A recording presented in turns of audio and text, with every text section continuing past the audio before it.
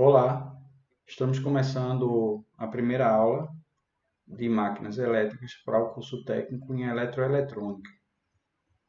Essa aula é uma revisão de eletricidade e eletromagnetismo. Meu nome é Márcio e vamos iniciar a nossa aula apresentando os assuntos que vamos ver hoje nesta aula.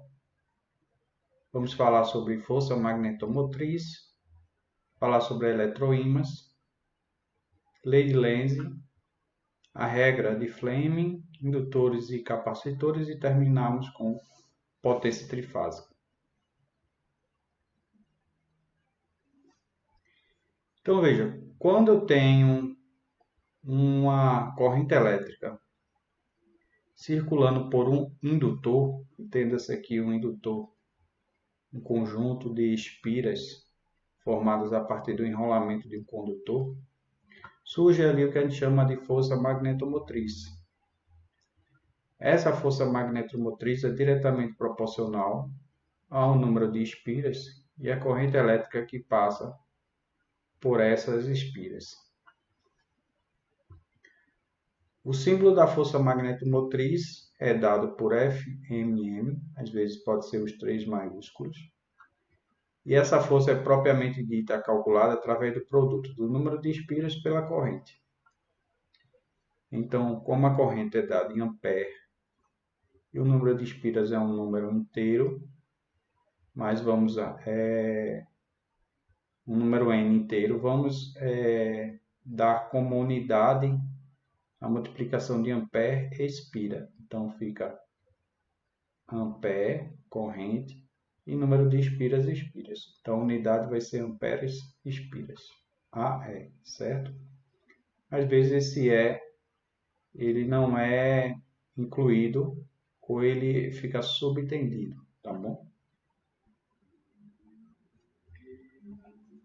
Então, partindo desse princípio, é possível que solenoides, que também é outro nome dado ao indutor, eles, embora sejam diferentes, ou eles podem ter a mesma força magnetomotriz, ou eles podem ter força magnetomotriz diferentes. O que é que vai fazer com que eles tenham mesma força ou força diferentes? É o produto da tensão, o produto da corrente pelo número de espiras. Então, você pode ter uma proporção de forma que, por exemplo, se um indutor, vou colocar um exemplo,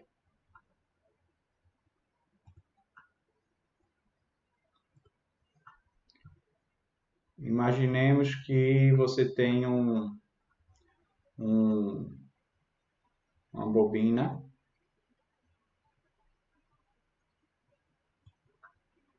que tem uma corrente de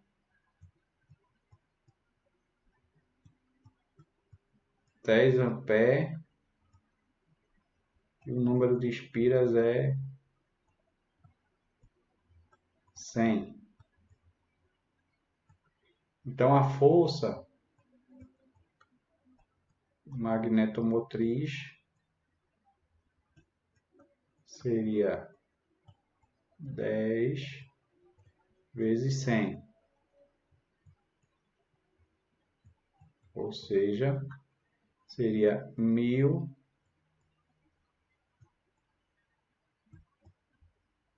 ampere espira. Ok? Vamos imaginar agora deixando esse valor aqui guardado de 1000 ampere espiras, se você imaginar que você pode ter uma outra bobina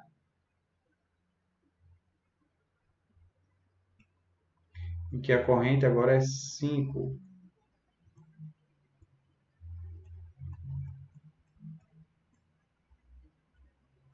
Mas o número de espiras é 200. Então a força magnetomotriz aqui será igual a quanto? Também a 5 vezes 200. Então, vou separar aqui. Então, também seria quanto isso aqui?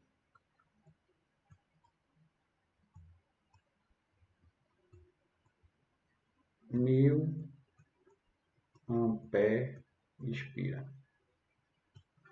Então, os mesmos 1000 daqui são os 1000 daqui. Mas só que são situações diferentes, são espiras diferentes. São solenoides diferentes em relação ao número de espiras e por aí vai.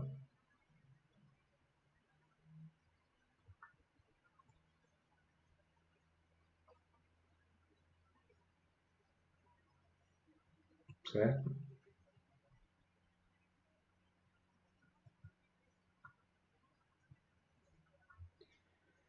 Nesse exemplo aqui, qual é o valor da força magnetomotriz quando você tem 100 espiras, uma corrente de 5? Então, 100 vezes 5, 500 amperes espira. Então, aqui está mostrado que seria um solenoide passando uma corrente com um certo número de espiras, e surge também, atrelada à questão da força magnetomotriz, também há um campo magnético, certo?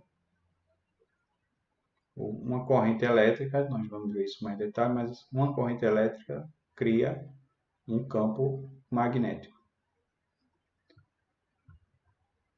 Por convenção, essas linhas de força aqui saem sempre do polo norte e retornam pelo polo sul. Então, sai do norte e retornam pelo sul.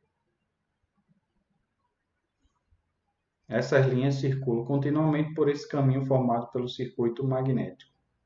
Então, nesse caso aqui, se não tiver nada, o circuito magnético é o próprio ar. Quando tivermos material ferromagnético, ele será melhor condutor de magnetismo do que o ar. E aí teremos uma menor dispersão de fluxo pelo ar. Campo magnético. O campo magnético, ou intensidade de campo magnético, é dado por intensidade de campo magnético H é dada por força magnetomotriz dividido pelo perímetro médio do circuito magnético. Então, nesse caso aqui, o perímetro seria a distância aqui entre as extremidades desse solenoide ou deste indutor. Em muitos casos, porque nós temos núcleos magnéticos com dimensões janelas, né, diferentes, a gente vai falar do perímetro médio, mas isso um pouco mais na frente, com mais detalhes. Então, exemplo, calcular a intensidade do campo magnético de um solenoide de 100 espiras, quando por ele circula 5 amperes, e o comprimento, ou seja, o perímetro médio desse solenoide é 20 centímetros. Então, fica 5, que é a corrente, vezes 100. Então, 5 vezes 100, dividido pelo perímetro, 20. Isso vai dar 25 ampere-espiras por centímetro. Se for em metros, a única diferença é que eu tenho que pegar esse valor aqui, 20 centímetros, transformá-lo em metros, fica 0,2. Então, fica 2.500 ampere-espira por metro.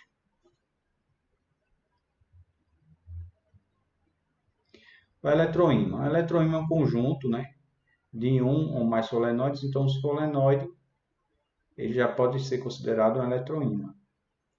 Lembrando que um solenoide ou indutor é um conjunto de duas ou mais espiras.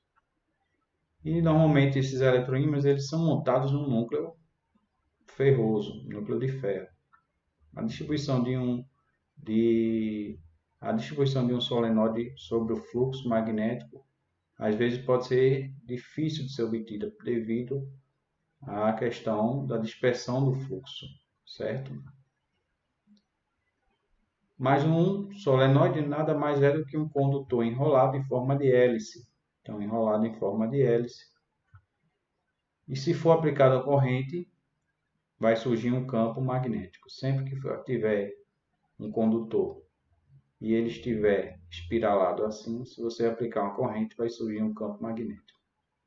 Esse fluxo magnético sempre prefere percorrer o caminho através de um núcleo de ferro. Por quê? Porque o ferro é um melhor condutor magnético, ele é capaz de concentrar mais as linhas de campo do que o ar. Como o campo magnético encontra mais facilidade para fluir pelo material ferroso, com a mesma corrente, o que é que pode acontecer? Um solenoide com núcleo de ar, a densidade de fluxo magnético cresce proporcionalmente com a corrente. Mas, no caso de um solenoide com material ferroso, a densidade de fluxo magnético aumenta bastante no início, mas depois atinge um ponto que a gente chama de saturação. Esse núcleo não é capaz mais de juntar o fluxo magnético, deixar as linhas de campo desse fluxo próximas uma da outra. Então atinge o que a gente chama de saturação. Mesmo que haja um aumento de corrente, o fluxo vai tender a se manter o mesmo. A força magnética dispõe-se em linhas de força. Então a gente pode entender a força magnética como sendo o conjunto das linhas de força todas somadas. Essas linhas se apresentam em grande número, constituindo um campo magnético. Portanto, o fluxo de indução magnética é a quantidade total de linhas de força de um ímã. Então, ou um eletroímã, né? Então, você tem aqui, uma grande quantidade de linhas de força. Todas essas linhas de força somadas nos dão fluxo de indução magnética.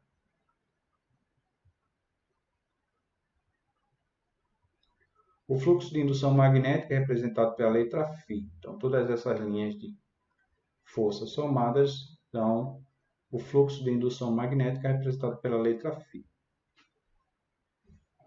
O sistema SI, que é o Sistema Internacional de Unidades, nos permite que as unidades eletromagnéticas desse caso sejam expressas num sistema chamado CGS, centímetro, grama, segundo, ou MKS, metro, quilograma, segundo. No sistema CGS, uma linha de indução denomina-se Maxwell, e a densidade magnética é expressa em Maxwell por centímetro quadrado. Então, no CGS, o fluxo de indução magnética é em Maxwell. E a densidade vai ser o Maxwell, a densidade B é o Maxwell dividido por centímetros quadrados. O Maxwell dividido por centímetros quadrados resulta no Gauss. Então, o que é o Gauss? Maxwell por centímetro quadrado. Então, o Gauss é um Maxwell por centímetro quadrado. No sistema internacional, se a gente adotar a expressão através do sistema MKS, as linhas de indução vão estar em Weber. E a densidade magnética vai ser Weber por metro quadrado. 1 Weber por metro quadrado é 1 Tesla. Então, tem 1 Tesla igual a 1 Weber por metro quadrado. Então, vamos lá. Eu tenho formas diferentes de expressar a mesma coisa, a depender do sistema internacional, se eu estou adotando o CGS ou o MKS. Se for o CGS, o fluxo de indução é em Maxwell e a densidade magnética em Gauss. No sistema MKS, o fluxo ou fluxo de indução magnética, ou somente fluxo, é dado por Weber, e a densidade de fluxo B é dado por Tesla. Densidade de campo magnético O que é isso? Densidade de campo magnético. É o número de linhas por unidade de seção. Então, o número de linhas totais, ou seja, o fluxo de indução magnética, pode estar em Maxwell ou pode estar em Weber. Se eu pegar o Maxwell e dividir por centímetros quadrados, eu obtenho o Gauss, que é a densidade de fluxo. Se eu pegar o Weber e dividir por metro quadrado, eu obtenho o Tesla, que também é densidade de fluxo. No sistema eletromagnético é necessária a variação de 10 oitavas Maxwell por segundo para produzir um volt. Nós vamos ver isso depois mais na frente. A questão relacionada já à indução, quando a densidade, quando o fluxo magnético tem uma variação de 10 oitavas Maxwell por segundo, isso é capaz de produzir uma tensão induzida de 1 volt. No sistema internacional é necessário que haja uma variação de 1 Weber por segundo para produzir a mesma tensão também de 1 volt. Conclusão: 1 Weber é 10 a oitavas Maxwell e, consequentemente, 1 Tesla é 10 a quarta. A intensidade do campo magnético para produzir uma densidade de fluxo B é distinta para cada material. Isso é uma observação que é feita experimentalmente. Por exemplo, o ferro fundido é melhor condutor magnético. O ferro fundido é mais difícil ser magnetizado, ou seja, ele é pior condutor magnético que o aço fundido. Ou seja, ele é capaz de concentrar menos linhas de força por área. O resultado pode ser representado por meio de tabelas ou gráficos, né? Então, aqui é um exemplo de uma tabela ou gráfico. Então, se você olhar o ferro fundido aqui, ele está aqui embaixo. Então, para um mesmo valor de intensidade de campo H, se for o ferro fundido, eu produzo uma determinada quantidade de densidade de fluxo. E essa mesma intensidade de campo, se for aqui, por exemplo, lâmina de ferro normal ou lâmina de ferro e aço fundido. Então, vocês veem aqui que para o mesmo valor, eu produzo bem mais quantidade de densidade de fluxo.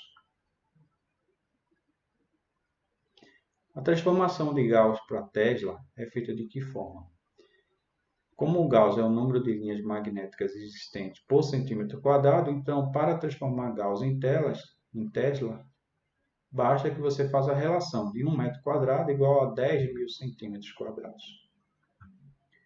Se você fizer essa relação, você obtém então que 1 Tesla é 10 a quarta Gauss. Quando se utiliza a tabela aqui que a gente estava vendo aqui, essa gráfica ou tabela, se a gente transformar ampere expira por centímetro para ampere expira por metro, então essa unidade aqui da densidade do fluxo tem que também ser reconfigurada. Então muda de Gauss, que é a unidade de ampere por centímetro quadrado correspondente. Como mudou de ampere para metro, ela passa a ser expressa em Tesla. Voltando à questão do perímetro médio. Então, como havíamos discutido, o perímetro médio é o quanto as linhas de fluxo vão circular um determinado núcleo. Então, aqui é um núcleo em formato de janela, onde eu tenho uma parte interna vazia e aqui está realmente a massa do núcleo, a massa de material ferroso. Então, quando você tiver uma circulação de fluxo aqui,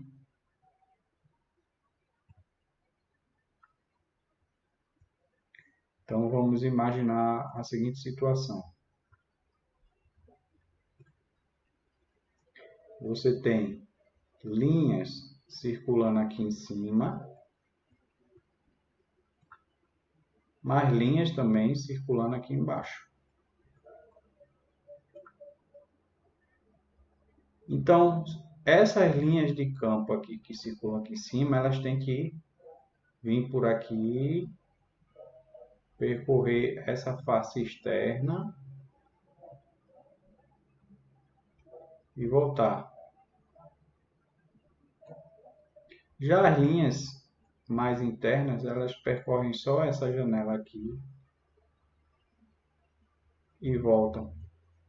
Então, no final das contas, qual seria o caminho médio? O caminho médio nesses casos, vai ser adotado como sendo essa média aqui, entre a janela fechada e a janela aberta. Ok? Então, perímetro chamado perímetro externo mais perímetro interno dividido por 2. Né? Então, quanto seria essa janela aqui, supondo nessas dimensões 35, 25, 50 e 40? Então, seria a média desse perímetro aqui, que é essa soma, somado com esse perímetro aqui interno, que é essa soma dividido por 2. Isso vai dar 150 centímetros. Médio, certo? Então, imagine que você tem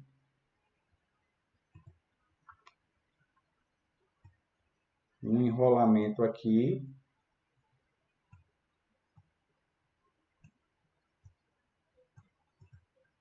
que está entrando uma corrente de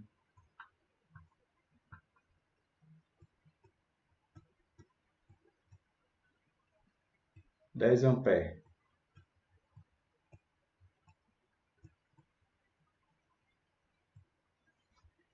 E esse núcleo aqui, ele tem vamos dizer, 150 espiras, certo? Qual seria a força magnetomotriz? A força magnetomotriz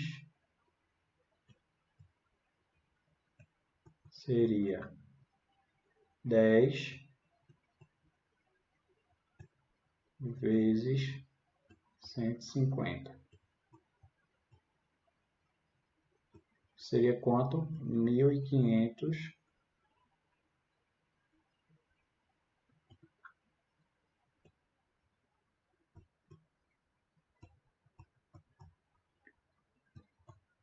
ampere-espira.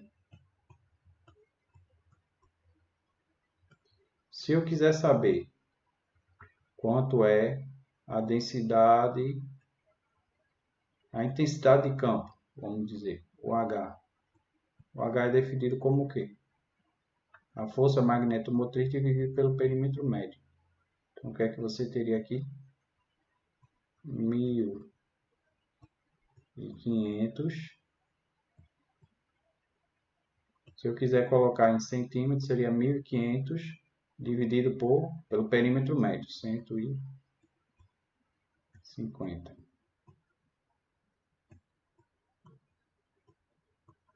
Aí quanto seria então? 10 ampere espiras por centímetro. Essa seria a intensidade de campo para essa situação, ok?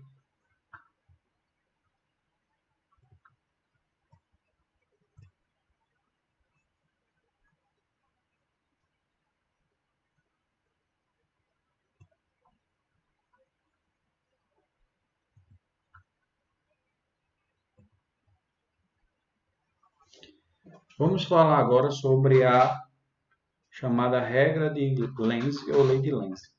Então, o que acontece? Toda corrente induzida é capaz de entregar uma força eletromotriz suficiente para suprir determinada carga. Pois quando a corrente induzida se produzir, a carga em si irá dissipar determinada potência. Então, a toda força eletromotriz, você pode associá-la a entrega de potência a uma carga. Através do quê?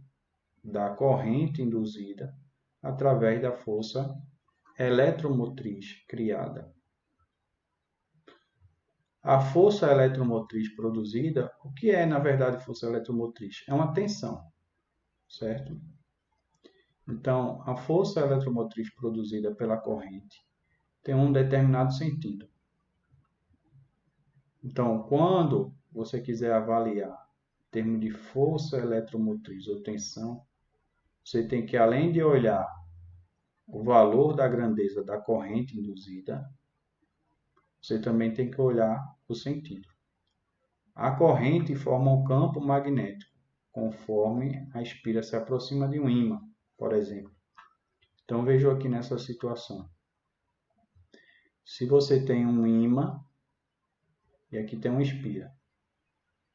Ao aproximar a espira do ímã ou o ímã da espira, o que é que você vai ter? Uma corrente induzida.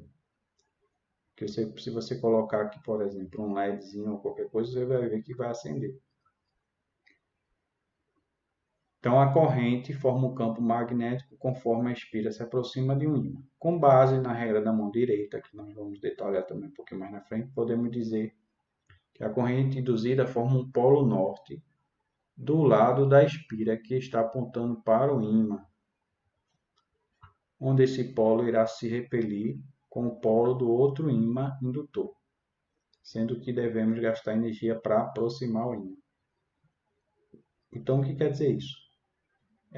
Supondo que você está aproximando essa espira, esse ímã, ele vai criar o mesmo polo, a corrente aqui criada vai criar um campo magnético que vai se opor à aproximação desse polo aqui. Supondo que ele seja um polo norte, esse polo seja um norte, então esse campo magnético criado por essa corrente vai também gerar nesse espaço aqui um polo norte. Esse polo norte irá repelir, né, o polo norte do ímã, de modo que devemos gastar energia para aproximar esse ímã da espira. A energia que foi gasta não se perde, pelo contrário, ela reaparece na espira, porém em forma de quê? De energia elétrica, causando troca do sentido da corrente quando nos afastamos do ímã. Então, se quando você estava aproximando do ímã, a variação de fluxo estava produzindo uma polaridade nessa espira, que tenha uma tendência de frear essa aproximação, quando você está no fenômeno de afastar, então o que vai acontecer? A tendência é que esse campo magnético não deixe a espira se afastar. Para ela não se afastar, ele vai criar uma polaridade, a corrente aqui vai mudar de sentido, para mudar a polaridade que vai ser criada por essa espira. Para fazer o quê? Para que haja a mesma polaridade no ímã e na espira e não haja possibilidade, ou reduza-se a possibilidade desse afastamento. Essa troca de sentido significa que o polo sul e o polo sul se formam em frente ao polo norte, onde é extremamente necessário para gastar energia para afastar o ímã. Se a energia foi perdida, ela reaparece na espira em forma de energia elétrica. A lei de Lenz mostra quais são as consequências do princípio da conservação da energia útil, para que ela possa obter sentido das correntes induzidas. Então, a lei de Lenz enfatiza que o sentido da corrente induzida forma um polo norte do lado da espira que está apontando para o ímã, onde o polo irá se repelir com o polo outro do ímã indutor. Sendo que devemos gastar energia para aproximar o ímã. A energia que foi gasta não se perde, pelo contrário, reaparece na espira na forma de energia elétrica. Essa troca de sentido, e aí, causando troca de sentido da corrente quando nos afastamos do ímã. Então, essa troca de sentido significa que o polo sul aparece, onde é extremamente necessário para gastar energia e não permitir que o ímã se afaste da espira. Então, temos aqui o exemplo. Se você está com este ímã aproximando-se da espira, então o que é que vai acontecer? Esse polo norte aqui vai fazer surgir uma corrente induzida nessa espira, e o efeito dessa corrente tende a afastar esse polo norte que está se aproximando. Ora, para afastar esse polo norte é necessário então que seja criado um polo norte. Pela regra da mão direita, o polegar indica o sentido da corrente e os dedos indicam o polo norte. Então, aqui neste caso, eu teria um polo norte aqui apontando aqui para esse sentido, se opondo ao polo norte do ímã que está se aproximando. Se for afastando, vai ser o contrário. Se eu estou afastando o ímã, antes o que era um polo norte, agora vai se tornar um sul. Para quê? Para não permitir que haja esse afastamento do ímã e a corrente induzida se mantenha. Então a corrente muda de sentido. Se antes ela estava nesse sentido para produzir um polo norte aqui, agora ela vai mudar de sentido para produzir um polo norte agora do outro lado. A regra de Fleming, também conhecido como a regra da mão direita, é a regra de recurso mnemônico, geralmente utilizada quando se necessita diferenciar ou estabelecer como padrão uma entre duas direções espaciais possíveis, certo? No sistema físico. É particularmente útil para se estabelecer orientação no espaço, bem como a orientação de um vetor, por exemplo, ou de um produto vetorial. Essa regra foi estabelecida inicialmente pelo físico, John Ambrose Fleming. Para a determinação do sentido de uma força eletromotriz, existem as regras da mão esquerda e da mão direita. Normalmente nós utilizamos mais comumente a mão direita. Então a regra da mão esquerda consiste na utilização dos dedos indicador, polegar e médio. Então aqui, no indicador indica o sentido do campo, o polegar indica o sentido do movimento do condutor e o dedo médio indica o sentido do movimento dos elétrons. Aqui é o sentido da corrente, que seria vamos dizer assim, o sentido real. Os dedos polegar, indicador e médio devem ficar em posição perpendicular, certo? Então, deve fazer 90 graus os dedos. Além da regra da mão esquerda, existe também a regra da mão direita, conhecida como regra de Fleming, que é anterior à da mão esquerda. Então, primeiro foi a regra da mão direita. Então, como disse, a regra da mão direita é mais comumente utilizada. Essa regra refere-se ao sentido convencional, tá? Então, quando você usa a regra da mão esquerda, você está utilizando, na verdade, o sentido real. Aqui é o sentido convencional, que é o que nós trabalhamos normalmente. Então, usando a regra da mão direita, o movimento dos elétrons positivo, para o polo negativo, a regra da mão esquerda indica o sentido real. Tá? Então, aqui você tem um exemplo, por exemplo, sobre um condutor. Então, você tem o polegar indica o sentido da corrente. Então, você vai ter a corrente. Os dedos aqui, nesse caso, vão indicar o sentido do campo, certo? Consequentemente, também da densidade de fluxo magnético. Aqui está mostrada a regra da mão direita.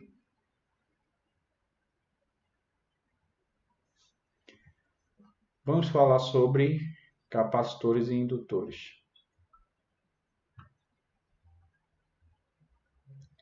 Vejam só, Um indutor é um dispositivo elétrico passivo, ou seja, que armazena energia na forma de um campo magnético relacionado ao efeito dos vários laços ou várias espiras quando da passagem de corrente elétrica.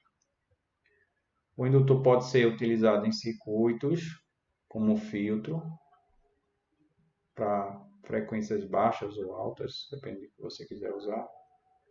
A posição do indutor no circuito é que determina que tipo de filtro vai ser, tá certo? Nós não vamos dar ênfase nisso, mas uma das aplicações dos indutores é filtros. Também costuma ser chamado de bobina, de choque ou reator. Um indutor é geralmente construído com uma bobina de material condutor, por exemplo, um fio de cobre. Um núcleo de material ferromagnético aumenta a indutância, concentrando nas linhas de força de campo magnético que flui pelo interior das espiras.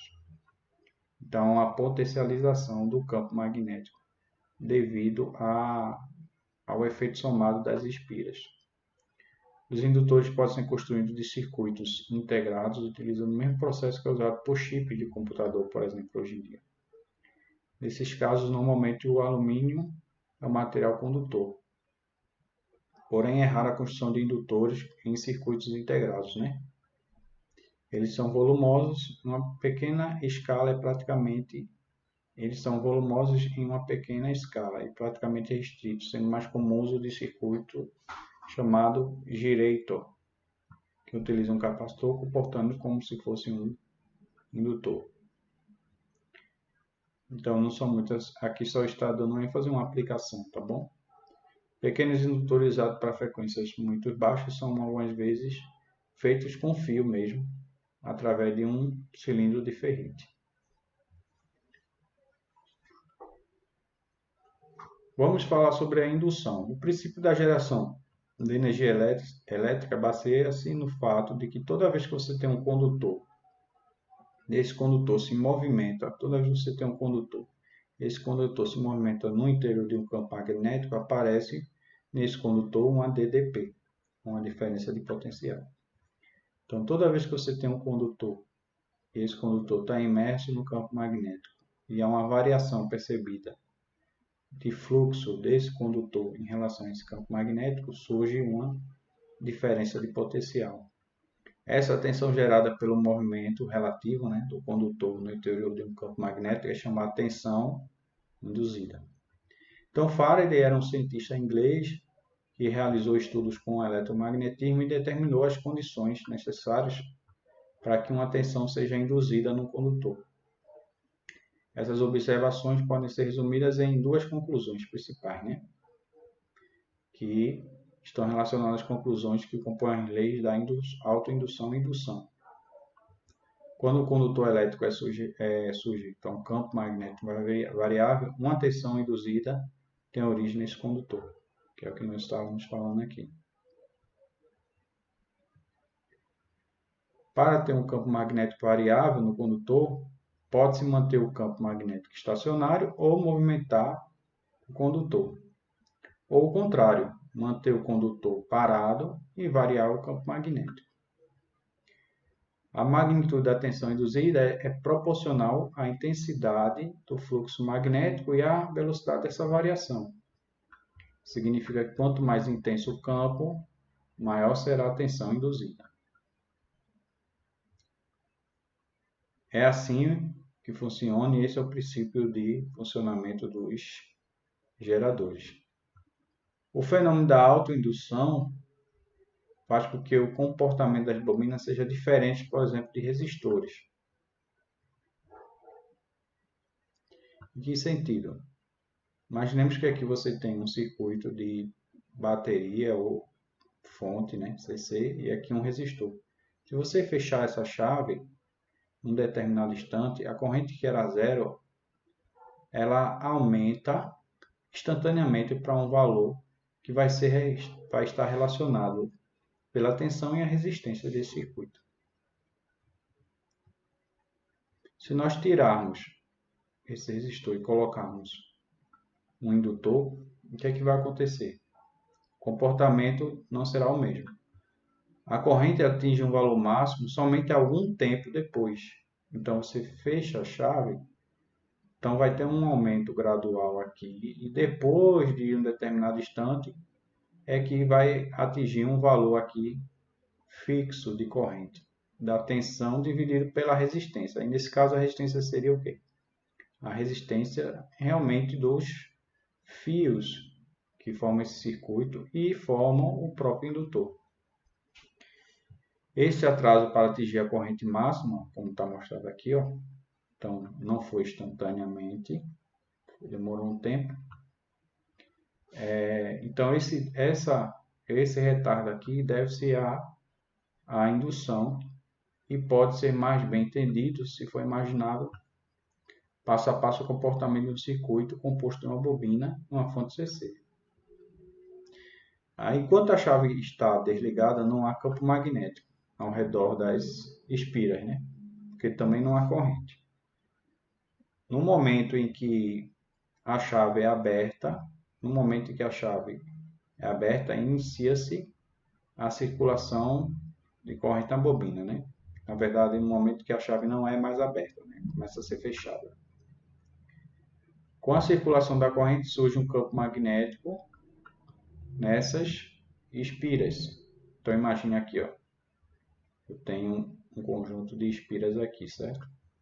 À medida que a corrente cresce em uma direção ao valor máximo, o campo magnético da espira se expande. Então, imagine aqui que eu tenho uma corrente aqui passando, pelaquela regra da mão direita, você vai ter um campo magnético aqui. Ao se expandir o campo magnético em movimento gerado, em uma das espiras corta a espira colocada ao lado. Então, o campo magnético criado aqui corta o campo magnético que está sendo também criado aqui. Há uma interferência de um campo magnético com o outro.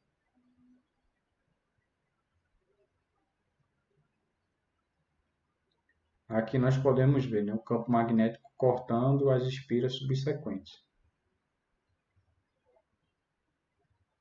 Então, você tem aqui um fio, um fio, um fio.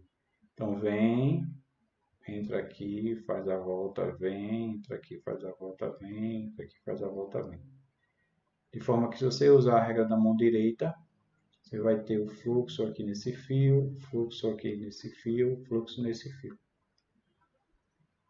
Conforme Faraday enunciou, induz-se uma determinada tensão nessa espira cortada pelo campo magnético em movimento.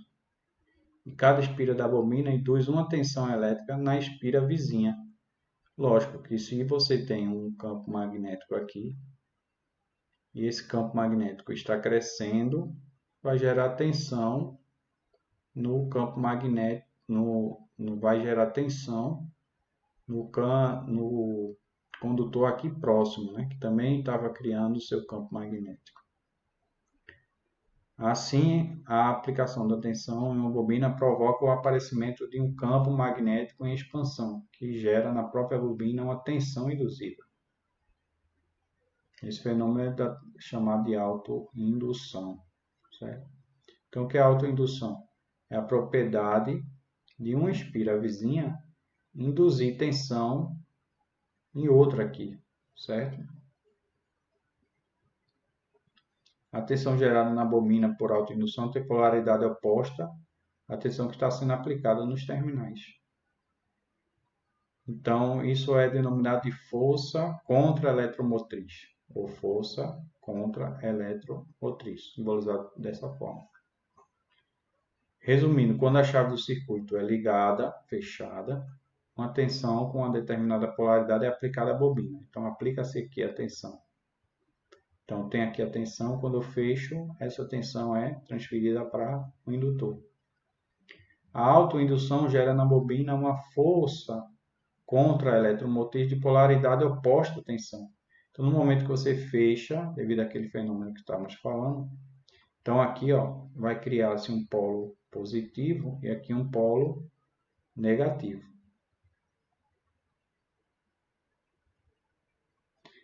Então, representando-se essa força contra-eletromotriz por uma bateria, por exemplo, certo? O que é que você teria? Uma bateria é como uma bateria existente no interior da própria bobina. O circuito se apresenta na figura 7. Então, é como se você tivesse uma bobina se comportando nesse momento como se fosse uma bateria de polaridade igual à da fonte. Estou mostrando aqui, está pequenininho, mas dá para perceber. Uma bateriazinha aqui. Ó. Essa bateriazinha aqui é como se fosse a força contra-eletromotriz. Polaridade positiva, negativa e negativa. Como a força contra-eletromotriz atua contra a tensão da fonte, a tensão aplicada à bobina é a diferença. A corrente no circuito é causada por essa tensão resultante, certo? Então, tensão da fonte menos a contra-eletromotriz dividido pela resistência do circuito. Indutância. Como a força contra-eletromotriz existe apenas durante a variação do campo magnético gerado na bobina, quando ele atinge o valor máximo, a força contra-eletromotriz deixa de existir. E a corrente atinge também seu valor máximo. Então, aqui está demonstrando isso. Então, quando eu fecho a chave, a corrente vai aumentando até atingir um determinado valor e a partir desse valor fica fixo esse valor. O mesmo fenômeno ocorre quando a chave é desligada, né? Só que a contração do campo induz uma força contra-eletromotriz na bobina, retardando o decréscimo da corrente. Então, se você desligar a chave, aí você ia ver o quê?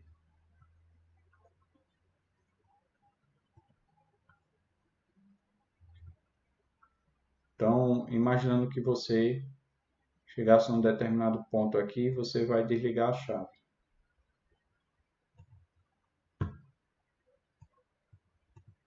Nesse instante aqui, você vai desligar a chave. Então, a corrente não vai para zero. O que é que vai acontecer? Ela vai reduzir, reduzir. E aí sim, vai começar a ser zero. Certo? Esse intervalo de tempo aqui, ó. Esse intervalo de tempo aqui faz com que não haja essa variação brusca, se deve ao fenômeno da autoindução.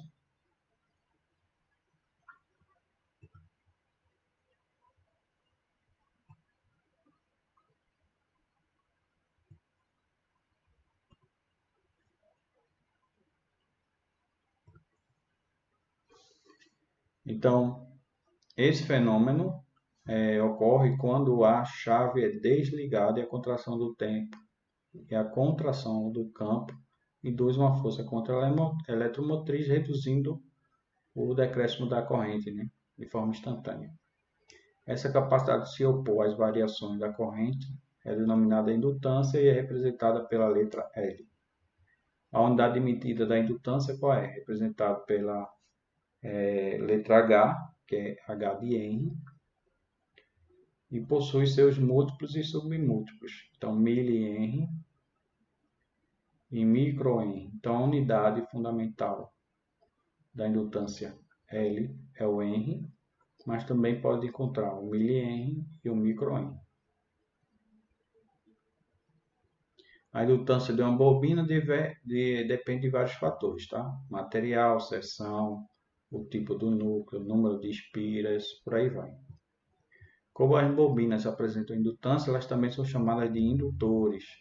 Então aqui você tem um exemplo aqui, ó, de vários tipos de indutores, certo? Então, basicamente, você tem aqui indutores que são formados a partir de núcleos, tá? Isso aqui é mais parecido com um transformador, um núcleo de transformador.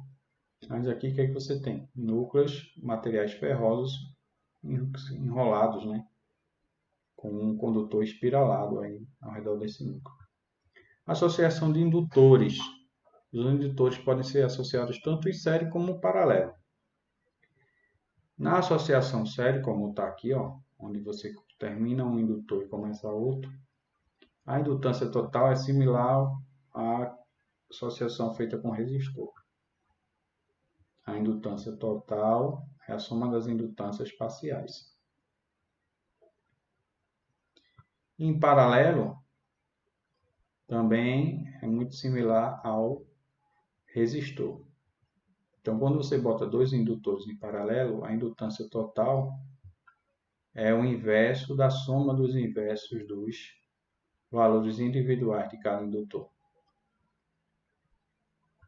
No caso, se você tiver só dois indutores, como aqui, é o produto dividido pela soma das indutâncias. Se forem iguais todos os indutores, então a indutância total é o valor da indutância dividido pelo número de indutores. Capacitor é um componente que é capaz de armazenar carga. Então, veja, enquanto o indutor armazenava energia no campo magnético, o capacitor ele vai armazenar energia no campo elétrico, armazenando cargas nas placas desse capacitor, certo? Ele é composto basicamente por duas placas de material condutor denominadas de armaduras. Essas placas são isoladas eletricamente entre si por um material isolante. Então aqui é o capacitor básico. Você tem duas placas, um material isolante no meio. Aqui são alguns tipos de capacitores comerciais: cerâmico, poliéster, eletrolítico, certo? Chama-se eletrolítico, tem uma solução eletrolítica aqui dentro, como o dielétrico e assim sucessivamente. O material condutor que compõe as armaduras de um capacitor é eletricamente neutro, em seu estado normal ou natural, certo? Em cada uma das armaduras, o número total de prótons e elétrons é igual, portanto as placas não têm potencial elétrico. Isso significa que entre elas não há diferença de potencial, tá bom?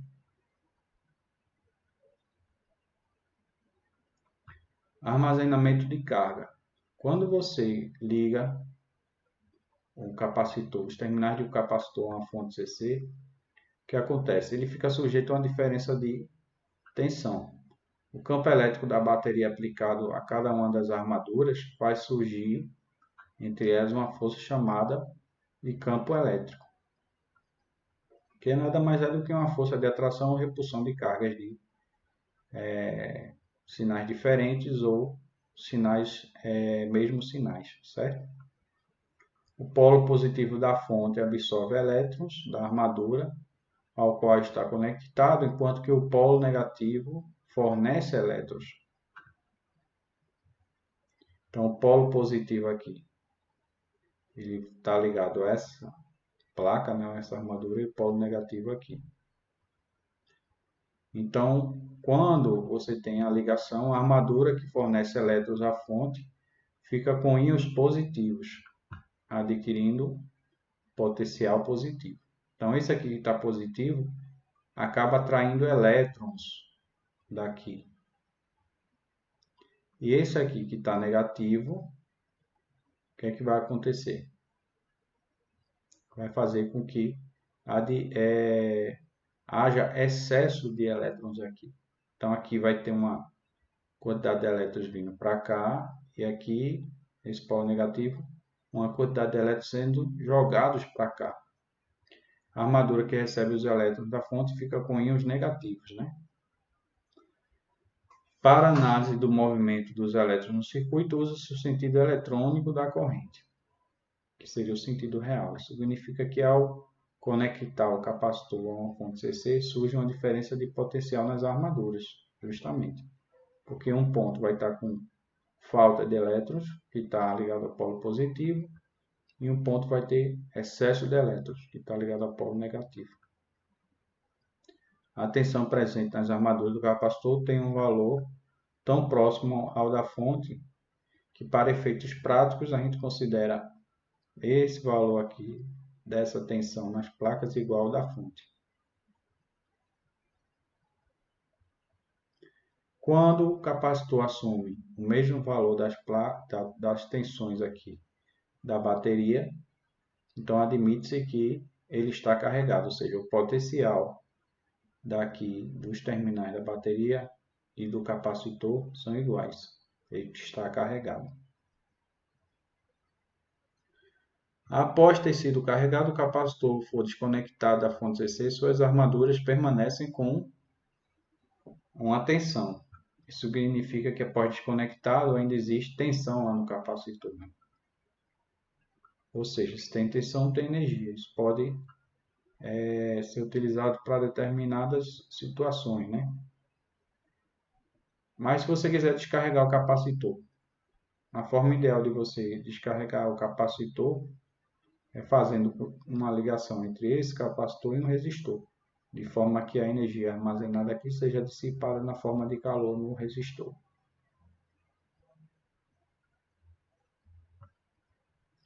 Isso se deve ao fato que, por meio do caminho fechado, estabelece o equilíbrio, né, elétrico entre as armaduras, os elétrons em excesso se movimentam através do circuito, buscando restabelecer o equilíbrio do potencial entre as placas, etc. Certo? Capacitância. Capacitância é a capacidade de um capacitor conseguir armazenar cargas elétricas. Isso depende do quê? Da área das armaduras ou das placas, depende da espessura do dielétrico, certo? Depende da distância entre as placas e assim sucessivamente.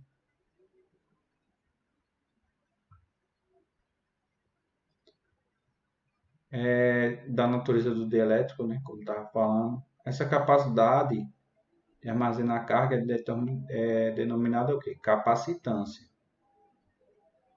A unidade de medida de capacitância é o Faraday.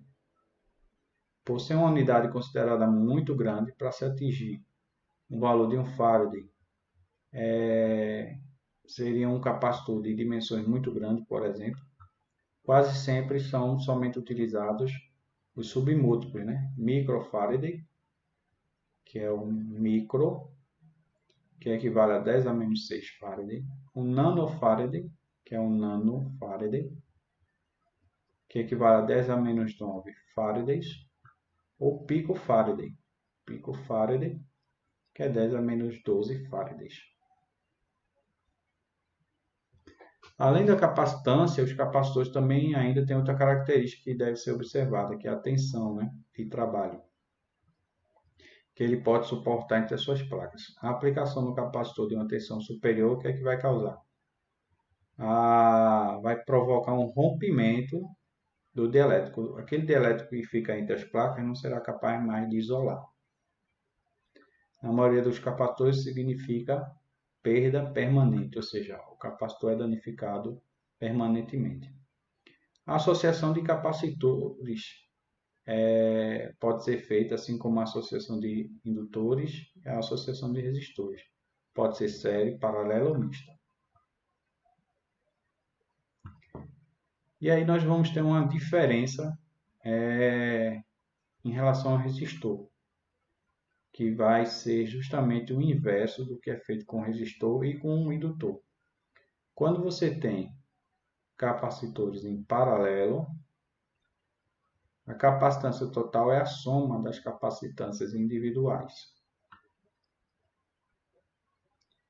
Então, por aqui, se você tem esse capacitor paralelo com esse, esses capacitores todos somados dão a capacitância total.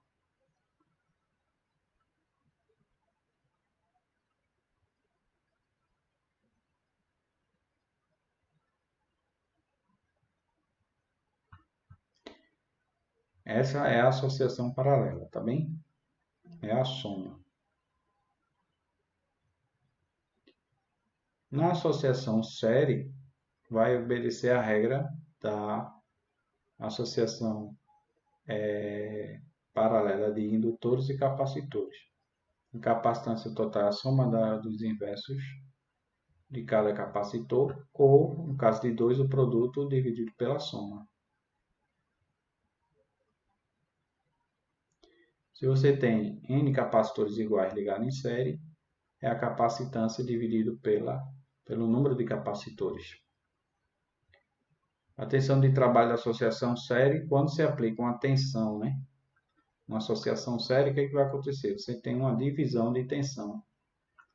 A distribuição da tensão nos capacitores ocorre de forma inversamente proporcional à capacitância. O que quer dizer isso? Imagina que eu tenho aqui uma bateria aqui, ó, uma fonte de 300 volts.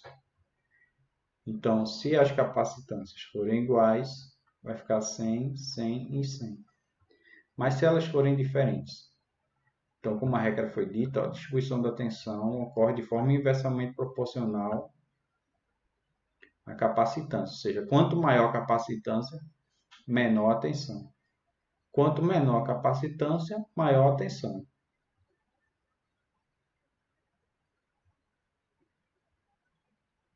E por fim, para terminar essa aula de revisão, vamos falar de potência trifásica. Então, vamos estar falando muito aqui sobre circuitos trifásicos aplicados a motores e geradores. A potência trifásica é o produto da tensão pela corrente, né? Ambos de fase, ou da respectiva fase, cujas ligações podem ser delta, delta aberto, ou estrela, ou coisa do tipo. As mais conhecidas quais são? Delta e estrela. Delta também é conhecido como triângulo. Deve ser levado em consideração as características da carga, se são resistivas, capacitivas, ou indutivas ou mistas, certo? Se as tensões são iguais ou se há alguma assimetria entre as tensões, por aí vai.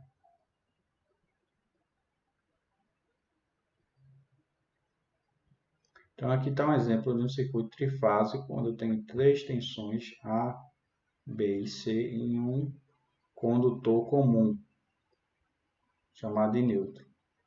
Então aqui eu tenho as três fases, A, B e C, e o meu condutor neutro. Essa carga está ligada em estrela com o condutor neutro. Bem, em termos de corrente alternada, nós sabemos que a corrente alternada ela obedece a uma função senoidal ou cossenoidal, como essa aqui. Então, a tensão entre o condutor A e o condutor N é um valor eficaz, vezes o cosseno de ômega t. Bn, essa tensão aqui, Bn, então a tensão aqui é B para N, por convenção aqui, se o sistema for sequência direta, é menos 120 graus em relação a essa, ou seja, o pico da tensão aqui, Bn, só acontece 120 graus depois, tá certo? De Van. E Vcn então, é 120 graus defasado também, certo? Então, isso é um detalhe importante. No sistema trifásico, você tem a sua fase de referência, normalmente é Van. O Vbn aqui, ele é menos 120 graus e o Vcn é mais 120 graus. No caso, as correntes das fases também vão estar atrasadas em relação às tensões, a depender se a carga é indutiva ou capacitiva, por aí vai. Atrasada ou adiantada, né? A potência em cada fase é um produto da tensão pela corrente. E se você soma essas três parcelas, você tem o circuito, a potência total do circuito trifásico. Existe um atalho que pode ser feito utilizando ou considerando que o sistema está equilibrado. Num circuito assim, em Y, o que é que você vai ter? Você tem que a tensão de linha, que é a tensão entre duas fases, quaisquer, é raiz de 3 a tensão entre fase e neutro. Então, se você pegar o valor da raiz de 3 e multiplicar pela tensão de fase neutra, você obtém a tensão de linha. E nesse sistema aqui também, a corrente chamada de linha, que é a que está aqui fora, é igual à corrente circulando dentro do triângulo sobre a carga. Então, a corrente de linha aqui também é chamada de corrente de fase. A potência total em termos de corrente de linha e corrente de fase seria raiz de 3. Aqui essa raiz não pega tudo não, tá? É só aqui, ó. Raiz de 3, tensão de linha, corrente de linha, cosseno de φ. Onde é que cosseno de φ entra aqui? Cosseno de φ, também conhecido como fator de potência, é o cosseno do ângulo da defasagem entre tensão e corrente. As unidades de potência elétrica, quais são? Então, potência e corrente alternada, eu posso ter potência ativa em watt, potência reativa em VAR e potência aparente, que é o total, em VA. Então, é PQS.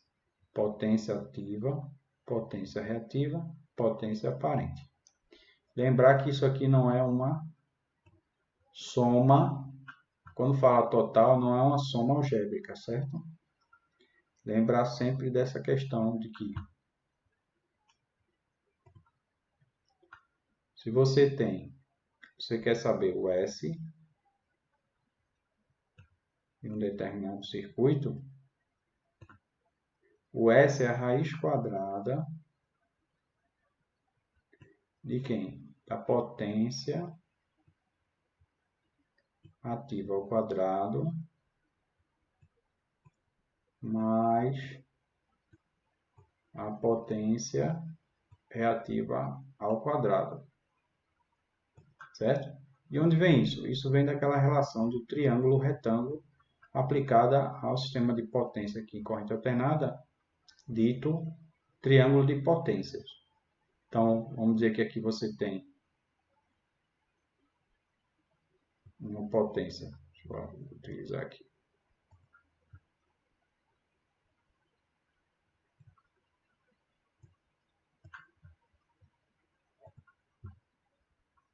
Se nós considerarmos um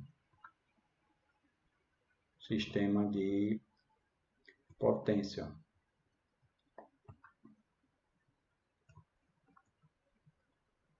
P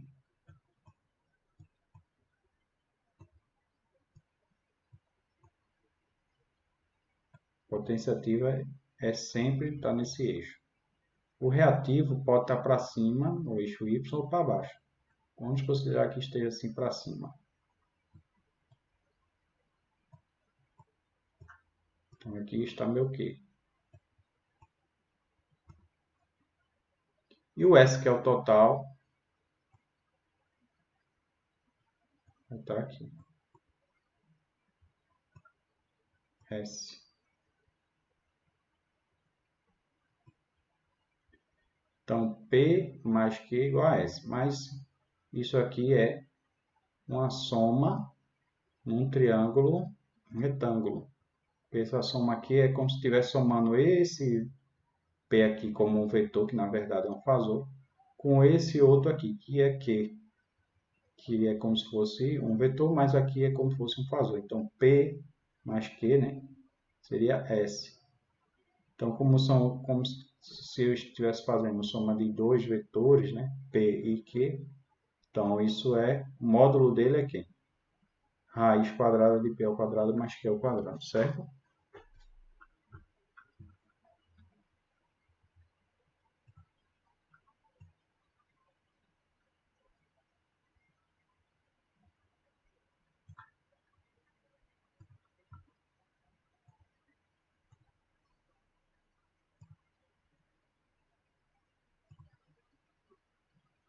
Pronto. Então, assim está finalizada a nossa revisão. Essa revisão tem uma lista de exercícios associada a ela. Nós vamos estar tirando dúvida dessa lista de exercícios durante os encontros, ok? Obrigado e até mais.